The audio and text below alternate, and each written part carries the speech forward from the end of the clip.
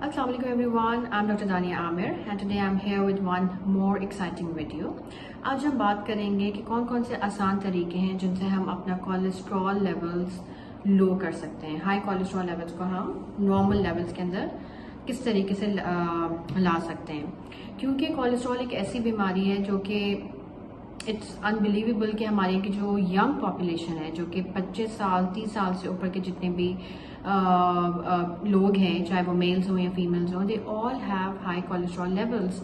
और उनको वैसे नहीं पता चल रहा होता, लेकिन जब हम 6 मंथली चेकअप करवाते हैं, एनुअल वर्कअप करवाते हैं, तो उसके अंदर हमें हाई लेवल ऑफ फैट्स मिल रहे होते हैं, ट्राइग्लिसराइड्स मिल रहे होते हैं। आपका जो अच्छा कोलेस्ट्रॉल है, गुड कोलेस्ट्रॉल है, वो बहुत कम रेंज के अंदर होता है, एंड जो बैड कोलेस्ट्रॉल है वो बहुत हाई लेवल के ऊपर होता है। एंड कुछ पेशेंट्स ऐसे होते हैं जिनका सिर्फ और सिर्फ ट्राइग्लिसराइड्स लेवल्स हाई होते हैं।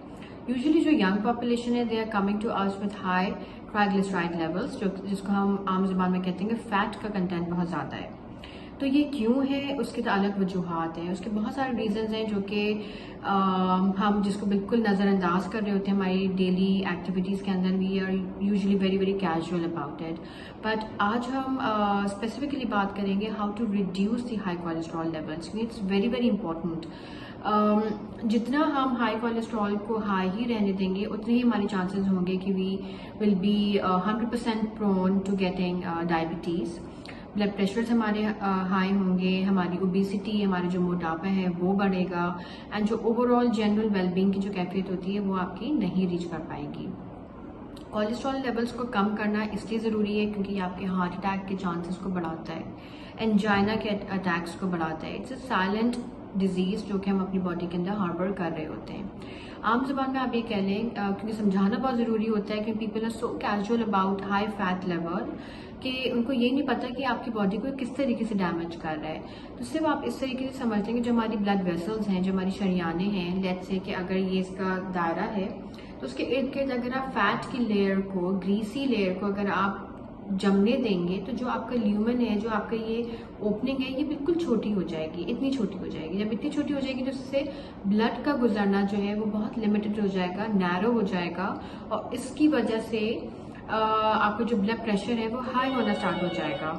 तो इसके अंदर ये होता है कि जब आपका ब्लड प्रेशर बढ़ता है तो आपका जो ल्यूमन है वो छोटा हो जाता है। ब्लड प्रेशर्स आपके बढ़ते हैं जब आपका ल्यूमन जो है इतने बड़े से जब इतना छोटा हो जाता है तो ब्लड प्रेशर आपका बढ़ जाता है, रेजिस्टेंस बढ़ जाती है, आपका ल्यूमन जो है वो छोटा नैरो हो जाता है। तो ये ब्लड वेसल्स चाहे आपके दिल की हो, चाहे आपकी दिमाग की हो, चाहे आपकी किडनीज की हो, चाहे आपकी लिवर की हो, they are all generally affected. जब भी डिफरेंट ऑर्गन्स आपके मल्टी लेवल के ऊपर आके अफेक्ट होंगे तो आपका बॉडी डायनामिक्स आपके बहुत बुरी तरीके से हैम्पर्ड होंगे। तो इसलिए आपको कोशिश करनी है कि आप अपने कोलेस्ट्रॉल लेवल को बहुत लोअर साइड के ऊपर रखें, आई मीन नॉर्मल साइड के ऊपर रखें। तो उसके लिए बेस्ट ये है कि आपका सेडेंट्री लाइफस्टाइल नहीं होना चाहिए। You have to keep yourself moving, either in the form of walk, either in the form of yoga, either in the form of exercises. जो लोग बाहर जाके एक्सरसाइज नहीं कर पा रहे, कोई मसला नहीं, आप घर के अंदर सिंपल एक कॉर्नर आप अपना बनाए, चाहे छोटा सा कमरा हो, उसके अंदर you start Leslie walk. Leslie walk YouTube पे आपको अवेलेबल होती है।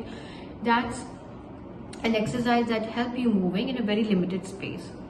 तो you do not have that excuse कि we can not go to the gym area, we don't have enough space जिसके अंदर हम वॉक कर सकें। First of all keep moving, इससे आपका जो फैट कंटेंट है वो कम होता है। And always bear in mind कि जब भी आप वेट लॉस जर्नी के ऊपर जा रहे हो तो make sure that you are losing in inches, क्योंकि जब आप इंचेस में लूज करते हैं that means you are losing fat. When you losing in KG तो उसका मतलब है कि आपका फ्लूइड लेवल्स एंड जो एक्स्ट्रा आपने जो पानी जमा किया अपने बॉडी के अंदर वो बेसिकली जा रहा होता है, लेकिन इंचेस के अंदर it is the fat that you are losing, which is very very important. Second चीज़ ये है कि आपने अपने मीट इनटेक को कम करना है। मीट स्पेशली जो आपका काउ मीट है, बड़े का गोश्त है, वो आपने कम करना है क्योंकि वो हाई लेवल ऑफ फैट्स को कैरी करता है। तीसरी चीज़ ये है कि आपने कलेजी के कंटेंट को भी कम करना है। कलेजी वैसे इतने पॉपुलेशन इतना डेली यूज़ में नहीं खा रही होती है, बट स्टिल जो लोग शौकीन होते हैं वो लोग खाते हैं, तो limit your intake of liver as well. चौथी चीज़ ये है कि आपने अपनी डाइट के अंदर सब्जी और फल का इस्तेमाल ज़्यादा करना है। We usually don't have a good lifestyle in terms of raw fruits and vegetables, especially जो यंग पॉपुलेशन है वो तो छूती भी नहीं है, which is amazing, which is alarming कि why they are not prone towards these raw fruits and vegetables. Daily life के अंदर इनकलकेट शुरू से करवाया करें बच्चों में, ताकि उनकी आदत एक डेवलप हो. कोशिश करें कि सब्जी दाल की तरफ आप ज़्यादा आएँ, एंड मीट को आप just keep it for let's say twice a week only, twice और थ्राइस अ वीक ओनली. बाहर का खाना लिमिटेड करें, क्योंकि बाहर के खाने के अंदर जो ऑयल है that is really bad quality. Reason भी कि उसके अंदर जो सैचुरेटेड फैट है वो बहुत ज़्यादा है. You have to focus on the unsaturated fat. तो वो आपको बैड कोलेस्ट्रॉल को इरेज करने के अंदर हेल्प करता है. The unsaturated fat. अपने कुकिंग के अंदर आप कैनोला ऑयल का यूज़ ज़्यादा रखें, ऑलिव ऑयल का यूज़ आप ज़्यादा रखें. उससे आपका जो बॉडी के अंदर जमा होने वाला ये फैट है वो कम होता है. ये कि अगर आप हाई ओबेसिटी जोन के अंदर हैं, या आपका वजन ज़्यादा है, सेंट्रल ओबेसिटी ज़्यादा है, पेट आपका ज़्यादा है, तो उसको आपने लिमिट करना है. क्योंकि सबसे पहले जो चर्बी डिपॉजिट होना स्टार्ट होती है वो either it's on the tummy और either it's on the hip side.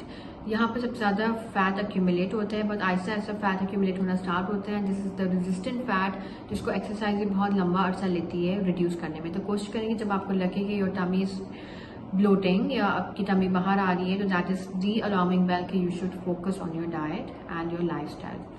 Smoking को कम करेंगे. स्मोकिंग जो है वो आपकी आर्थेरोस्क्लेरोसिस को, फैट डिपॉजिट होने की एबिलिटी को बढ़ाती है.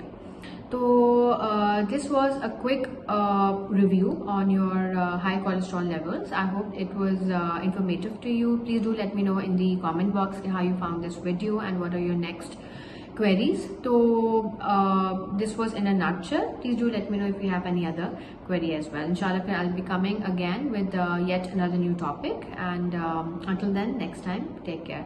And don't forget to subscribe my channel. Take care. Bye-bye.